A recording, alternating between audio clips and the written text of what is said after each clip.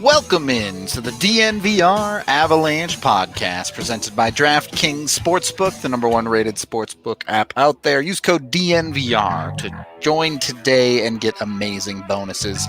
I'm your host, Rudolph, joined by AJ Haefele and Blais Hunter as the Avs fall 3-2 to the Arizona Coyotes in a game in which the Avs scored 4 of the goals, I guess. The last one went off a Coyotes player, technically. The Avs hit as many posts as Arizona had goals. And a game that was all around just whack. Yeah, I mean, these games happen every year. Like they're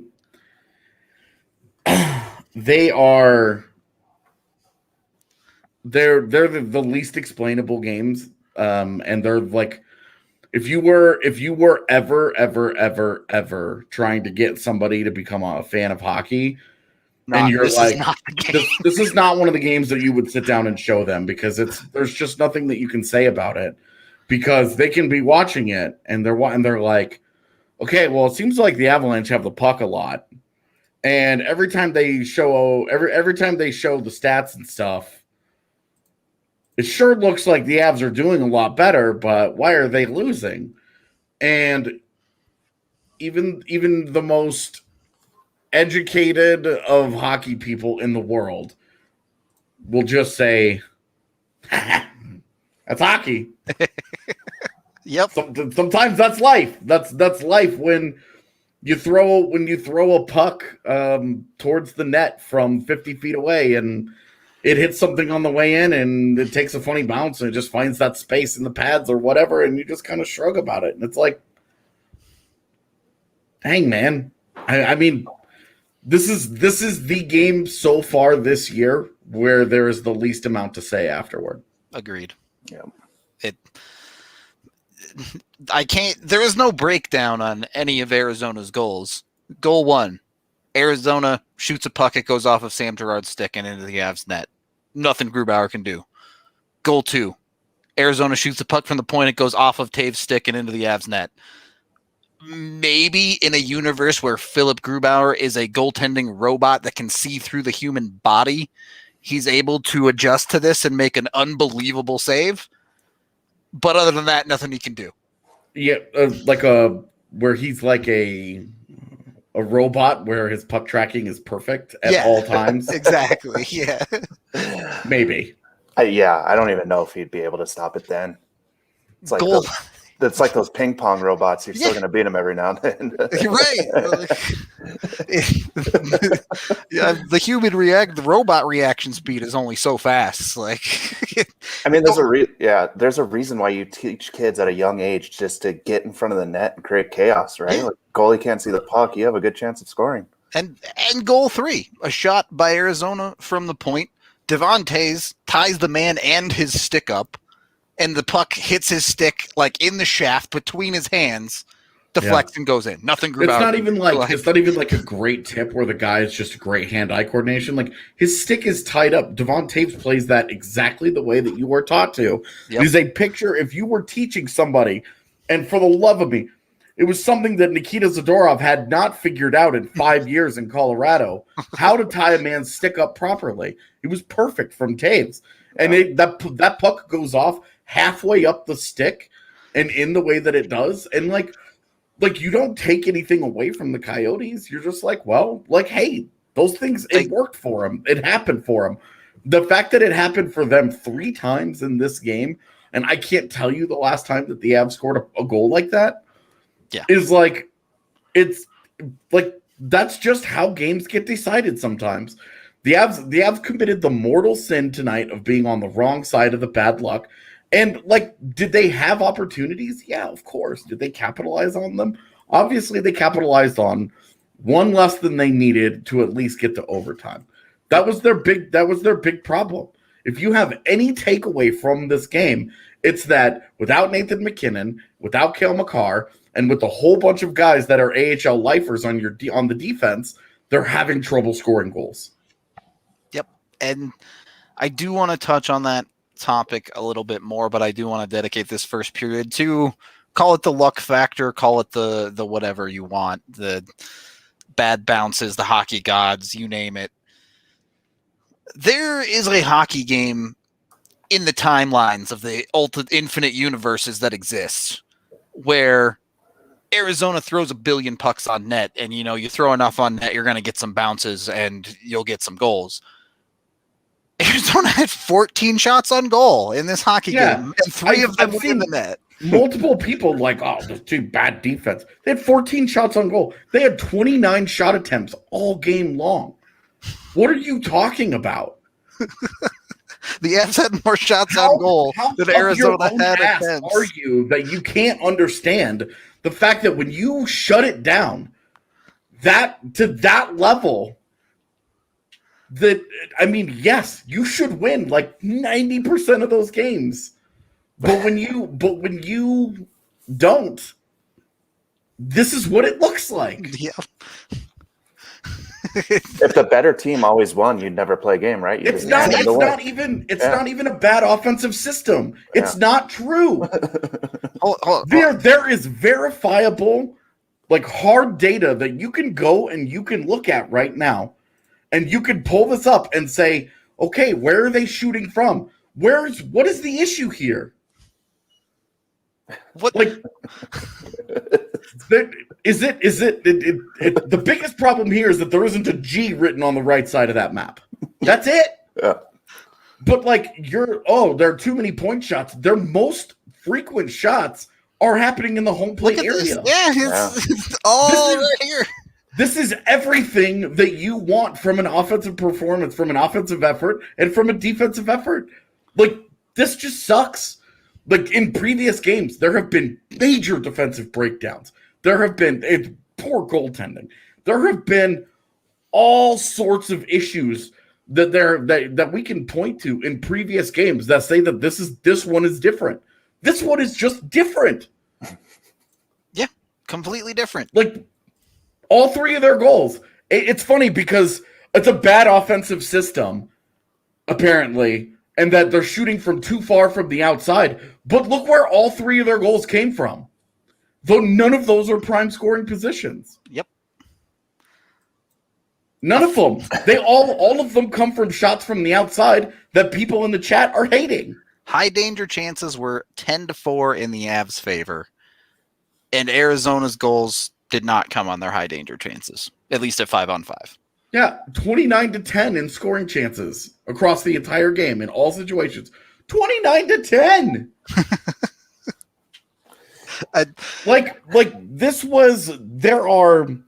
I knew I was gonna hate doing the show because I knew it was gonna go like this. Yeah. Because people want to take the problems from previous games and compound them into this one and say, why is this continuing to happen? What's going wrong here? What's happening? Look, this is just one of those games. This is the ultimate throw it in the bin game because you did nothing. There was nothing that you could point to that should have been done differently. They should have won this game 6-0. Yep. Really. You'd run this game back. The offense is having a problem. You're missing Cale Makar and Nathan McKinnon. Of course it's having a problem. You say the offense is having a problem, and it is. They do have to finish. Matt Calvert doesn't even get a quality shot on goal on a breakaway. Yeah. You have to do better than that, dude. It absolutely, they have to finish. But when you say the Avs have to finish, you're literally talking about a matter of inches. And look, I know not all posts are created equal. Look at the post that Ryan Graves hit in the first period in this game. He beats Kemper clean. Blocker side. Had him dead to rights. And he missed it by a half inch. A half inch, and that goes posted in. And people are losing their minds that Ryan Graves just sniped on Darcy Kemper. But, they didn't. And that, at the end of the day, is, yes, the Avs need to score more. But we're not talking, even without the stars, the guys who you expect to score, we're talking about the marginalist of difference between them going up early and probably just dunking on this game. Yeah, even in the playoff series that they dominated last year, they lost a game. And Arizona was twice as competitive in that game as they were tonight. Yep. This should be our shortest post-game show of the season. Yeah. There's almost nothing left to say about this. Like, the people who are mad, you guys are just mad. Like, it's fine. You want to be mad after the team loses. That's great. Like, the passion is always appreciated. Losing sucks. Nobody likes it. It's such a bummer. But this, like, conjuring up magical reasons why tonight is problematic long term is bullshit. You're making stuff up. You could do 10 seconds of legwork, and I could spend all show tonight just debunking all of the dumb reasons that people have for why this is bad. Because it's just nonsense. Go ahead, man. Yeah, I'm sure they want to hear from you. Yeah, I'm just going to say, because I'm old as dirt, right? And I remember the 96 Avs through the 2001 Avs. Like, these games happened with them too. And sometimes they'd come back, tie it up, lose in overtime. Sometimes they wouldn't. It's just the way the puck bounces sometimes. So, I mean, if you have a problem with what's going on right now, I mean, the injury plague, I think, is the biggest deal right now. The way that they played tonight, it was just, again, the puck bounced the wrong way. Yeah, I mean, we haven't even really talked injuries that much in like the last week or two. We don't really get too much into the injuries, and there's just what? Okay, is that the Roomba again? Blais just printed out the total shots on goal from this hockey game, I think. I do want to continue this conversation about the injuries in the second period. We do have to take our first period break here, as we are sponsored by Breckenridge Brewery. If there was ever a game to drink a beer after, this one might be it, because what else can you do? Shrug this one off with a brewski. Go on, pick yourself up some Breckenridge Brew, or grab their hard seltzer, which is absolutely delicious. You can find it at your local liquor store. Use the Breck Beer Locator online to find some Breck beer near you. We are also brought to you by DraftKings Sportsbook, the #1 rated sportsbook app out there. You can go win yourself tons of money. Basically, they give away free money all the time. If you keep an eye out, you're checking for the amazing deals. This time of year, you know what it is. You got conference tournaments tipping off in college basketball, March Madness right around the corner as well. DraftKings has you totally covered on that front. Bet $4 on any underdog. Win $256 if they win. You think you got a good read on an underdog? Make the bet. Get yourself a ton of money for essentially free, right? $4 is nothing. You can go win silly amounts of money for $4. So jump in on it today over at DraftKings Sportsbook. If college basketball is not your thing, they have amazing odds boosts on golf, hockey, regular and NBA basketball, ping pong with robots. They probably have bets on that. Let's face it. All right. So I kind of want to watch robot ping pong now. You're weirdly in my element here. Like, more than once I've gone to this Twitch channel, which is just robots playing each other in chess. Oh, that sounds awful. It's horrible. Oh, it's not interesting at all, but it will put you right to sleep. And if you're into robots, it's pretty cool to see them both calculating moves against each other. Anyway, head on over to the DraftKings Sportsbook app. Download that now. And again, use code DNVR to let them know we sent you and get the amazing opportunity to turn $4 into $256 for a limited time only. Must be 21 or older, Colorado only, new customers only. Restrictions apply. See DraftKings.com/sportsbook for details. Gambling problem, call 1-800-522-4700. All right. Second period of the DNVR Avalanche podcast, presented by that DraftKings Sportsbook. We do have some news here on the injury front. Evan is doing the post-game presser, letting us know that McKinnon is the only guy that Jared Bednar is convinced will be back anytime soon. I don't understand how this dude does this. Keeps pushing injuries off into oblivion, you mean? Yeah, I mean, I don't understand two days ago, Bowen Byram was quote unquote progressing in the same breath as Matt Calvert. And now what? Cale Makar was going to be back, and then he was going to be back this week, and then he was going to be back over the weekend, and now he's not coming back anytime soon. Which version of Jared Bednar is lying to us? Because it's either post-game Bednar or it's pre-game Bednar. One of those two dudes is lying to us because he's constantly giving out different information about this topic. It is pretty wild. We've talked about it before. It's certainly frustrating from our end to constantly have he's day-to-day talk for weeks on end of guys coming back into the lineup. We don't know what to say about it anymore. All we can say is, and I'm sure AJ, you get as many DMs as I do, where all you can say is the guys will be back when they're back, because that's all we know. Oh yeah, I always just get like random people just message me and be like, "What's the update on EJ?" And it's like, do you need somebody to tell you every day that he's out long term? Like, we don't have one. We need to create a cheat sheet for Bednar that's just like anything he says equals this. Day to day. Progressing. They just all say no clue. Yeah. The one fun thing about when a guy has been a coach for a number of years is that you can legit play like press conference bingo with them on their key phrases. Yeah. Yeah.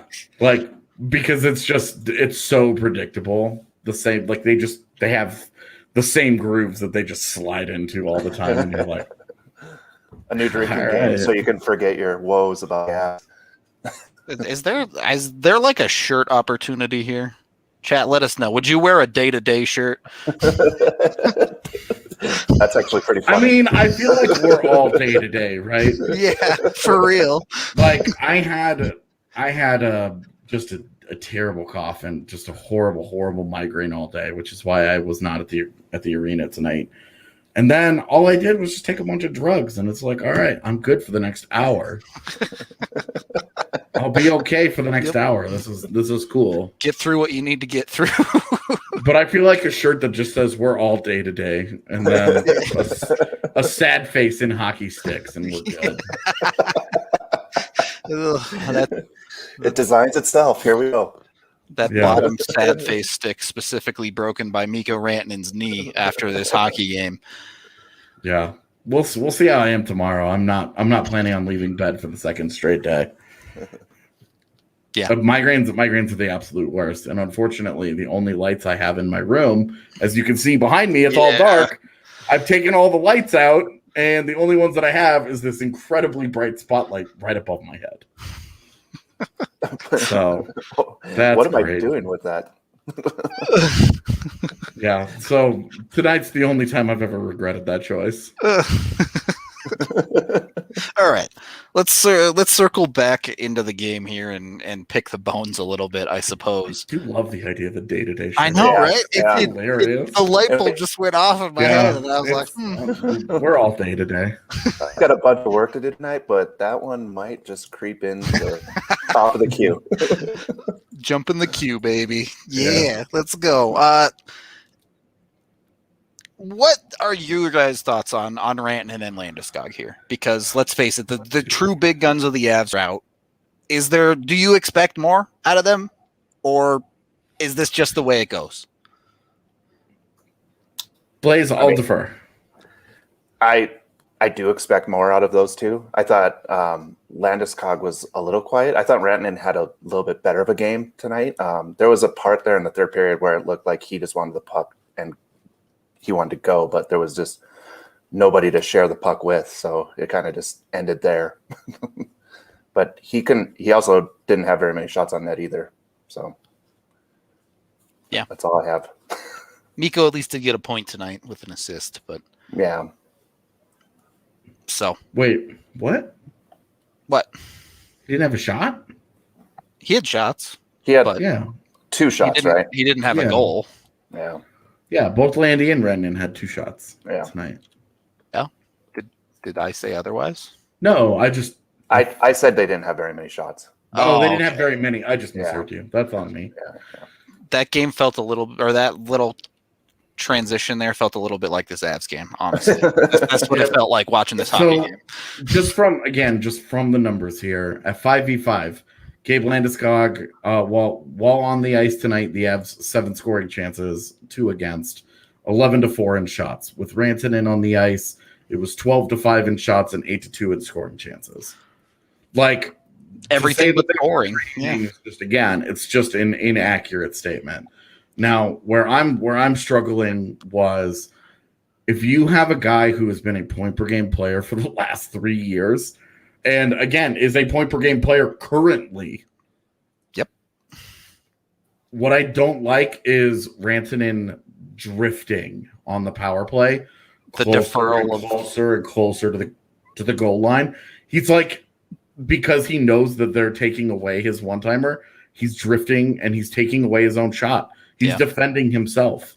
And he got all the way down there. And look where he was taking one-timers at the end of the game. Like, no angle at all. Yeah. Like at the very end of the game, he actually had an angle there. He actually was like, but they had 3 guys in front of him because they were completely selling out. But that dude earlier on the power play in the game, when not the one with 2 minutes to go, he was just drifting to the goal line, and he was not. And Burakovsky makes one really god-awful pass to him where he wanted the one-timer, and it was like 4 feet in front of him, and he had a backhand. Like, that's bad. But like Rantanen kind of defended himself a little bit, like straight on the power play. And that was really my biggest problem with him tonight. When you talk about the fact that dude was playing center, like that totally unfamiliar position. Like, yep. It's really, I mean, and let's be honest, with the injuries the Avs are just throwing stuff at the wall right now and seeing. Yes, they're trying to find solutions, and it looks like their second line is still good. Their second line is still doing its thing. I saw somebody in the chat hating on Nazem Kadri, who has like 9 points in the last 2 weeks. Dude, and it's just like, what in God's name can you ask more? Like Nazem Kadri frustrates me every single night. Every but the production's there because the generation is there. It feels like that guy is a part of more wasted scoring opportunities than anybody else on earth. And then I go and I watch other teams play, and I'm like, these dudes would kill for Kadri's generation. Like, this dude is just not he's constantly involved in stuff happening, which is how scoring happens in the first place. You have to be involved in good things happening to begin with. But it still feels like he's involved in so many wasted opportunities. But at the same time, like, you're not paying him $9 million. Nope. You're not paying him to be your top guy. And there he is. He has like 18 points in 23, 24 games. Like, yep. That guy has done absolutely everything that you could realistically ask from him. If your big problem with him is that he hasn't cashing in on more opportunities and that he's not elite, then it's the same problem that you have with Hunter Miska, asking him to be an NHL goaltender when he's just not. I didn't mean to take that sideswipe there. It just happened to be the best example. Well, with all those opportunities that he has too, right? He's going to miss more opportunities. Like that first chance that he had. I mean, you look at that and you're like, he should score. But it's not going to happen every time for him. I mean, he hit a post too tonight. It's not, it's not like things are. It's not Eric Jelena firing bombs from the point that are missing the net by 15 feet. Well, and again, remember Zadorov would do the same thing where it was like this dude's got a crazy shot because he leans all the way into it, and you're like, there's no doubt this guy is firing off 105-mile-an-hour bombs, but they're no one knows where it's going. Like, you got random guys getting like assassinated by those things, It was just like, oh my god, this is a mess, dude. Like, they were never anywhere close. It was like the one-timer that Jacob McDonald ripped tonight that cleared the zone after they had the entry and all, and it was just like, Drops Gerard's one-timer in the third period, like I thought he was going to fall over the way that he had to go out to get that puck. It was so far in front of him. Really ripped it. Right into the crest, baby. Yeah. I'm just, it's so, I think it is so funny to me that people are so mad that Ryan Graves shoots all the time, but love Jacob McDonald. Yeah. I'm like, we're doing the same thing. It's just you're tired of seeing Ryan Graves do it. All right, we can take a second period break there. Do you want to finish? Jacob McDonald's goal was like a shitty wraparound. Yeah, it's a wraparound that he didn't even score. He threw it off the goalie and it went in, but it was that's the stuff that kills me. And Ryan Graves made a great play on their first goal. Yeah. All right. Anyway, just second period break on that note. With Chevalier Mortgage, both Mike and Virginia are there over at DNVR Mortgage, where you can get a free consultation and sign up to win yourself a free DNVR shirt or hat as well. So just get over there for the free stuff at the very least. Sure, you've heard about the great mortgage rates going on right now, but Mike and Virginia are not your typical mortgage company. They do have the great rates, but Mike is also a certified financial planner and looks at so much more than just rate when designing your home loan. Plus, they're small family owned, just like us here at DNVR. So they'll take everything you know and try and work it all in like a big happy family. You can visit them at dnvrmortgage.com or call Virginia at 303-257-6578. Third period of the DNVR Avalanche podcast presented by DraftKings Sportsbook. Rudolph, Blais, AJ. I mean, you would run this game back 100 times out of 100, right? Like if you erase the score and you knew the Avs were going to be this dominant on the metrics, you'd never say no to this hockey game, right? Absolutely. Is there anything you would change? The goals. Yeah, sure. Obviously, the final score is the only thing, right? I mean, it looks great in the stats. So a couple things. One, tonight, great example of why you don't trade for Darcy Kemper, because that guy is constantly nursing injuries. Does that just sound at all like the thing that Colorado needs to bring in? He'd fit right in, though. Yeah, I mean, like a tailor-made Av, but in all the wrong ways. Is that like spooky vibes, all right? The Avs fan base starts thinking about trading for a guy, and even they're getting hurt. Like, I don't know. Okay, so yeah, Kemper hurt, obviously a bit of a story for this game, as Ranta does come in and finish it off, but I don't know, man. I don't know. This game was nonsense. The shots on goal are 35-14, and you don't win. Yeah, well, and like the three of us don't even have anything to say about goaltending because it's like, look at those goals. Yeah, just completely ridiculous. They're just nonsense, where you're just like, all right, well, that's weird. Maybe that walrus from the commercials could save some of those pucks, but that's about it. Yeah. Avs should employ a sumo wrestler for the backup goaltender, I guess. I don't know. Yeah. It was a weird game, to say the least. Pattern in tonight, I guess we can talk about this a little bit. Somehow, Greg Patterson somehow on a night with absolutely dominant shot metrics is on the negative side of things. Is there a world where the Avs have to start looking for another defenseman? Dude, I'm not going to make my Matthias Ekholm play again, because I think if they get him, I'm not going to get into it again. I mean, ignoring high or low end of defensemen not in the lineup tonight, all Avalanche contracted defensemen outside of the lineup tonight are either injured or their name is Kyle Burrows. End of list. So if one more defenseman gets hurt for the Avs, I mean, I'm down for seeing Kyle Burrows. Let's go. He was trained in the Islanders system. We saw how good that was for Devon Taves. Pretty well. Yeah. Kyle Burrows, baby. Give him number 88. Let's roll. How unreal that's what we're talking about is the defense. That we might like the Avs might need more depth in defense because of injuries. It's insane. No, no. The answer's on. To be honest with you, it's no, because with 2/3 of an AHL defense tonight, it's just Arizona with 14 shots on goal. Like, great point. Yeah. Well, and it's not like this is like their defense has been decimated with injuries, and it's not a thing that we ever talk about because they're succeeding for the most part.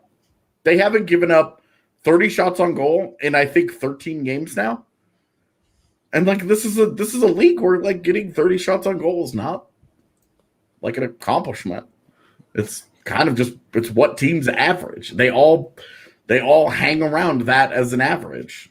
And it's just like even with these guys, even with Jacob McDonald and Dan Renouf and all these cats, like it's defensively, it's just fine. The producer in my ear says we have a super chat question. We know AJ wants Rene, but given he's untouchable, has Saros played his way into being an affordable backup that might be available for the Fs? No. You see Saros is hurt? The guy's hurt. I think he's out for the next couple of weeks. That's on Alec there. He was thinking about it, and the guy. As fans, just start saying names of teams the Avs are about to play because you got some weird mojo going on. Guys, he's already hurt. But in seriousness, like, no. Why would Nashville? I mean, like maybe we're just under halfway through an abbreviated season with him as a starter, right when their whole franchise is kind of falling apart. Like they don't have any reason to really move on from Saros unless somebody does something silly. At absolute worst, Saros bridges them to Askarov, right? Like, yeah. Well, and if we can ever figure out what's going on with Connor Ingram, that guy's been exceptional in the AHL. Dude's got. Connor Ingram was my whole theory he's my whole theory for Nashville's expansion draft is that they're going to use Connor Ingram as fodder for not losing an NHL roster player. Although at this point they would probably love to lose an NHL roster player. Should about $8 million or so. Yeah, they're like Ryan Johansson, Matt Duchene. Any of you guys interested here? So, yeah. Nashville's about to be real interesting to watch. Yeah. Interesting. Anyway, we're 33 minutes into a post-game show, and all we have to do is talk about other teams because that game was so set and forget. It was like, look, the Avs' territorial dominance was the same. It's like playing capture the flag and being in the other team's base all game long, except they snuck 3 flags out through some nonsense. They glitched it through the map, and you lost. And now you got to go home. You got to eat all that trash talk for the next 2 days. And now, and like, to be honest with you, I'm not even that concerned about it because this is an Arizona team that they have not had any issues with in the last. I mean, this is starting to move on here. Like it's starting to get on to like this. The Avs like straight have these guys' number. This is the weakest version of the Avs that Arizona's ever going to see. Yeah, and they might get away with it again on Wednesday if McKinnon doesn't come back. And I don't get it. McKinnon's skating, and like I get the caution, but with concussions, it's like if you're good, you're good, and if you're not, you're not. There isn't like a hamstring pull where you have to like work it back into shape. It's not like the guy's been off ice for a week. What's going on here? If you're good, you're good. If you're not, then you don't play. This is so weird. Purely speculative, but I do almost wonder if this is a little bit of load management from the Avs on these guys. You know what? If it was, tonight's a great example of like you got a little too cute with it. Yep. Don't disagree. I do. I like the theory though. They don't have 2 days off for the rest of the year, so maybe there's something to it. I don't know, but look, you can't even make the joke that they've taken any of these game nights off because they're playing hard most of these games. Yeah, like they've had probably like the first periods against Anaheim weren't very good. I didn't have an issue with the first period tonight. They just got scored on in some nonsensical ways where you're just like, look at their last 2 losses. They dominated the second halves of both of these games. Yeah. it won the majority of the puck battles, whatever you want to call it. One of them, they just couldn't get a save, and the other, they, I guess, couldn't get a save on deflections. Yeah.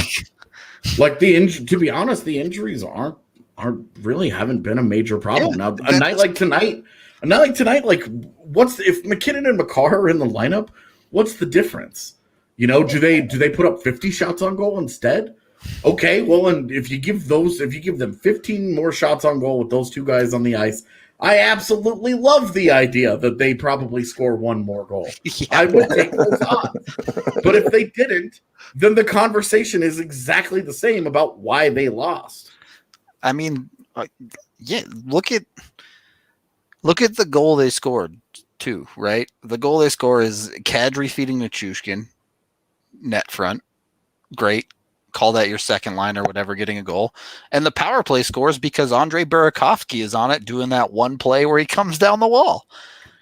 I love that he just like circles. Yep. Because they get him the puck and the other team just caves in and they're like, all right, he's going to shoot it. Just stop it. This is what we do.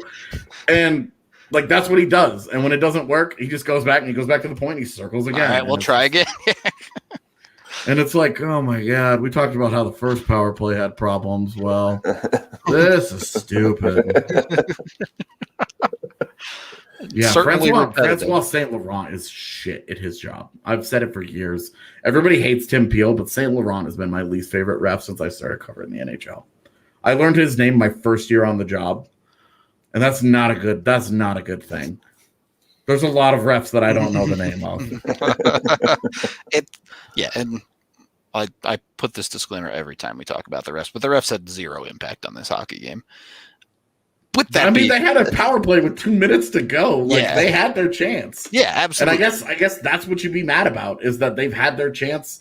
They just did not execute. They didn't finish. But you know, I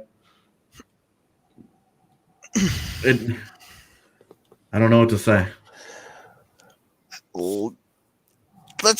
I want to frame this one more way, and then we'll get out of here for the night. Is the Avalanche's lack of finish sustainable? Yeah, totally. Can they go the rest of the season struggling to score like this? Yeah, absolutely. There's no breakout guaranteed? No. You're never guaranteed to regress to the mean that way. The way that the power play or the penalty kill has started to give up goals just after Andy wrote that whole piece where she was like, the power play or the penalty kill is going to come back to earth, guys. And like she was right because it was in the numbers. It wasn't like they were keeping them off of scoring attempts at all. But when it comes to scoring goals, you're not owed anything in the league. You can cry about bad luck all day, but at some point you're just not a very good scorer. But go ahead. I was just gonna say it's the tale of two teams though. Like there's those blowouts that happen, right? Where they can't miss and they score all the time. But then there's these games where it just doesn't seem like anything's getting past a goalie. It looks like they're shooting right at the guy's chest the whole game. Yeah, and if you want to talk about, these guys are bad shooters or whatever, like right now the Avs, most of these guys are in career lows in shooting percentage right now. Outside of Jonas Donskoy, almost all of these guys are not where they normally are. Donskoy is shooting like 28% or something insane. Like Rantanen is shooting 15% and he's low. Nathan McKinnon right now is at 6%. Yep.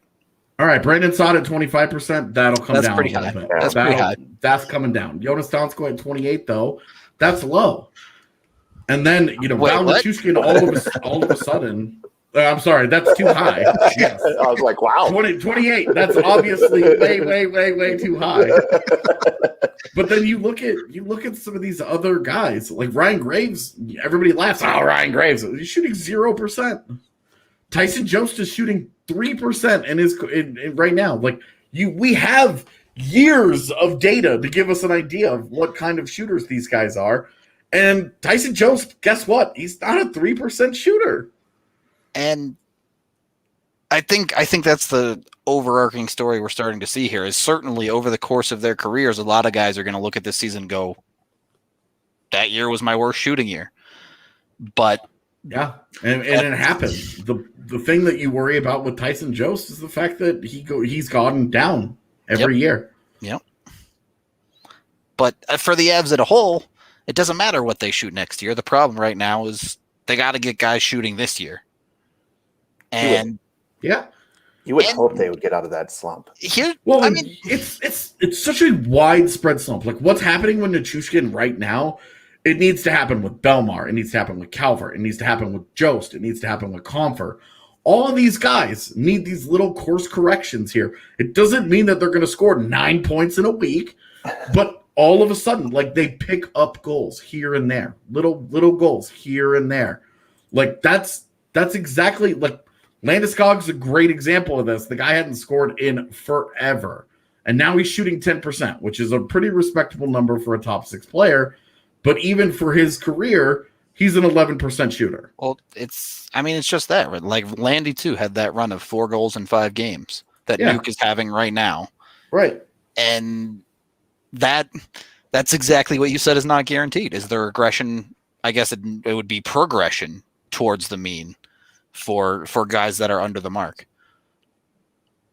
And maybe it comes, maybe it doesn't. I think the one thing I remain confident in is even if that course correction doesn't come, the Avs are still a playoff team.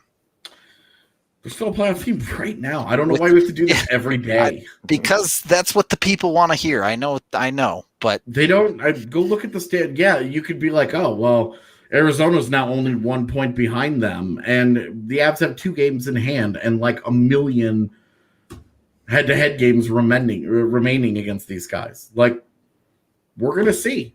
If Arizona's going to take their playoff spot, they're going to have to start with it being head-to-head. And after tonight's win, guess what? The Avs still have at least a 500 record against every single team in their division. Yep. They don't have a losing record against a single team in the division. And Arizona didn't walk out of this building confident about anything after tonight. Well, and like Arizona's thrilled, right? They're like, got it. Like we stole those 2 points. Yeah. So you got to get those every year. If a team's going to sneak into a playoff spot, you got to get those. You got to steal a couple of those.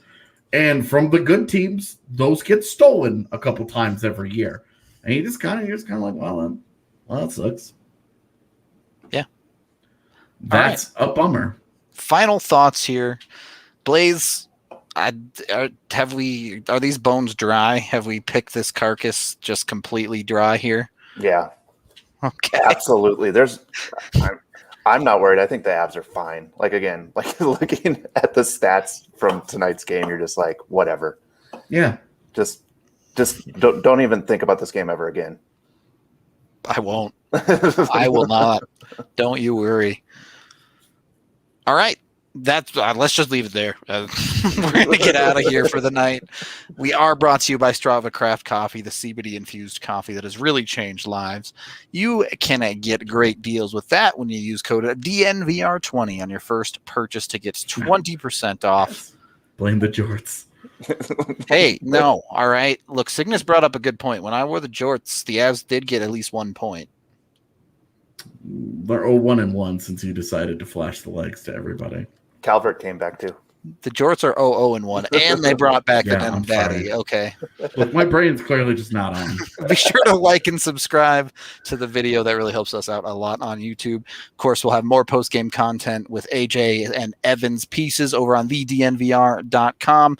If you really like us, consider subscribing to the website to check that out. You really don't like what we had to say tonight, you're not going to like my piece tonight. I can't imagine Evan's grades are going to be that much different. I don't know what else to say about this game, but yeah. If it's not, there can only be 1 or 2 legitimate like D grades given out tonight. Yep. All right. Otherwise, he's being way too harsh tonight. Come on. Well, that happened. hopefully results look a little bit better. Can we change the name of the show to that? That happened. Yeah. The DNVR Avalanche postgame. All right. Thank you for watching, everyone. We love you all. Who knows? Maybe there'll be a day-to-day shirt in our future. We'll see. Have a good rest of your night, and we will see you guys next time.